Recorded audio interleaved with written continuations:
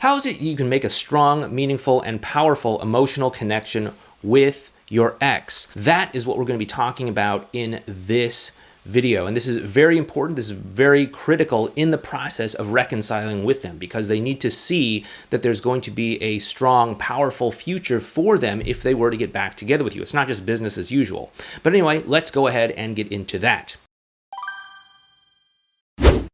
Hey there, it's Clay with modernlove.life. Now, when it comes to connecting with your ex, we have to understand that the emotional connection is the most important foundation at play here. There's all sorts of things that people can and often do get distracted by, such as rebound relationships, who's initiating more, how often it takes for someone to respond to you. It seems like they're uncomfortable meeting up in person or talking on the phone, or they only want to get together, but it's kind of in secret, not around your friends, or there's a long distance thing in the way, or their friends and family don't like you, or it's been a long time, or it's not been very long at all, or it was a short-term relationship, or all sorts of things. But if we simply just look at the emotional connection, that is where the key is to really unlocking this whole endeavor of saving your relationship. Because let's think about it. If someone's going to commit to you again, is it going to be because they don't have a rebound relationship in their life anymore, and now there's no other romantic option, so they might as well commit to you? I mean, maybe, but let's be honest, that's a pretty kind of depressing way of looking at love, right? Hey, baby, there's no other options for you out there, so what do you say? How about you get together with this guy, huh? No, nobody wants that. But if they are going to get back together with you, it's going to be because they feel good interacting with you, because they feel connected with you, because they can see and feel and experience this strong emotional connection with you. And they can imagine what that's going to be like as the sort of, merry-go-round of life unfolds before them.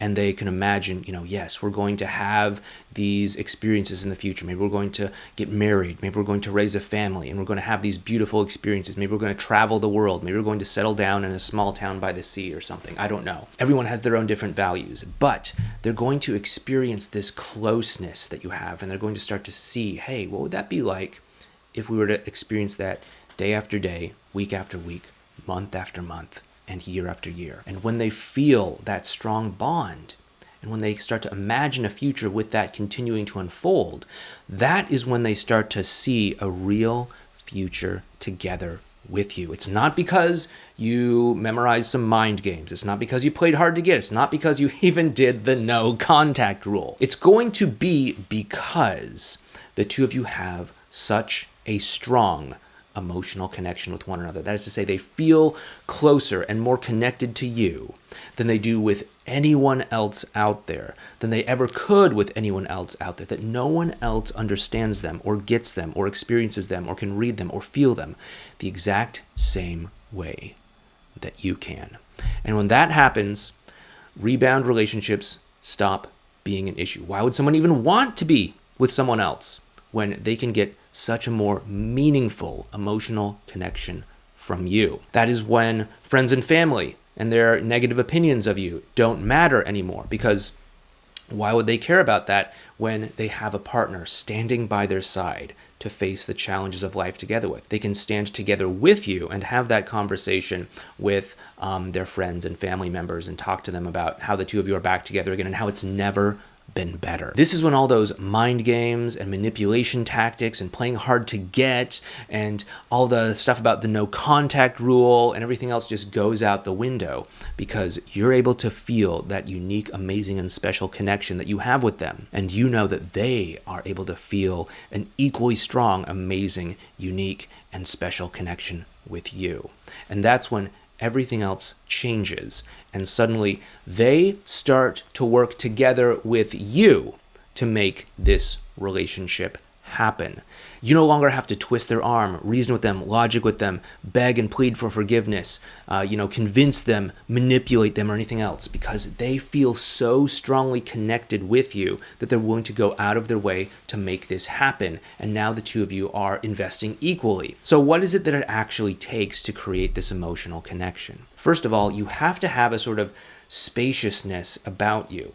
You have to be very present in the moment, because oftentimes people their minds are not in the moment. They're busy scanning their ex, scanning the circumstance, scanning to see, are these signs that we're going to get closer together? Are these signs that we're not getting closer together? Does it seem like things are going my way? Does it seem like they're not going my way? Oh, that didn't look good. Why did it take so long for this to happen? How come you haven't done this? How come I'm the one doing all the initiating, right? These are things that people start to think too much in their head about, and it pulls them out of the present moment to the point where they lose that spaciousness because they start to think, oh, hey, you don't respect me enough because I'm not being enough of an alpha male. Therefore, I need to be more of an alpha male. Now I'm not in the present moment. Now I'm worried about, am I working out enough? Am I talking about how many other women are hitting on me? Am I doing things to impress you? All that sort of stuff. Now we're stuck in performance mode, and now we're not in the present moment connecting, because it's not about whether or not you're an alpha male. It's not about whether or not you're hard to get. It's not about whether or not you have the right mind game. It's not about whether or not you did no contact. It's not whether or not you have the most power in the dynamic. It's whether or not you are connecting emotionally. If you can simply just connect emotionally by letting go of all of these things that we get mentally locked in on. Is there someone else in the picture? Am I good enough? Am I coming across as high value? Do I have power in this situation? Do I have dignity and self-respect? Are they initiating? Because if they're initiating, that means that they care the most. Was their body language showing that they like me or not?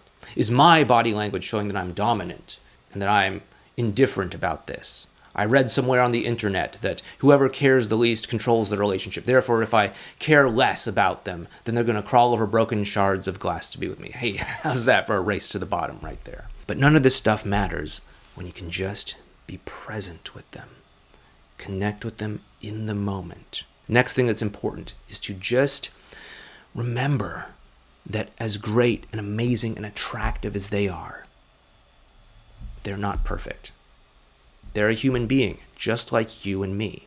And if we can remember this, and if we can remember that they're probably conflicted about things, they don't know what they want for themselves. They're going through hard times. They're going through good times. They're going through challenging times. They have their own hopes and dreams and fears and aspirations and all of these other things. Then we're going to remember that they have more in common with us than things different from us. Of course, we all come from different paths in life. We come from different countries, different cultures, different class systems. There's men, there's women, there's people with this attachment style, there's people with that attachment style, there's people with this personality type, there's people with that personality type, everything in between. But we've all felt the same emotions, and if you can just remember that, you can connect on an emotional level, because there's more that unites us than divides us. And if you can focus on what unites us, rather than what differences there are, what divides you, then that is how you create the emotional bond. And then, of course, if you can continue by being willing and able and open and expressive to fully share yourself vulnerably with them in a positive way, not a negative way, but a positive way. I'm not talking about dumping out your heart and saying, I'll never give up fighting for you. I've always loved you. You're my soulmate or anything like that. That kind of stuff is probably not going to work. You may have said some of this to them already, and it has probably not worked out very well, so I trust that you know this. But if you can be willing to be vulnerable and own your emotions and express them in a positive way, they're going to be able to see you and feel you so much more. And more importantly, they're going to be able to see and feel themselves in your emotional transparency. And when that happens, the emotional bonding and connection really gets started going to that next level. Now, next up, you probably are going to want to know how to leverage this emotional connection to actually get back together with them. So what I'd like you to do next is to check out this video right over here on exactly how to leverage this connection to seal the deal and get back together with them. Go ahead and check it out right now.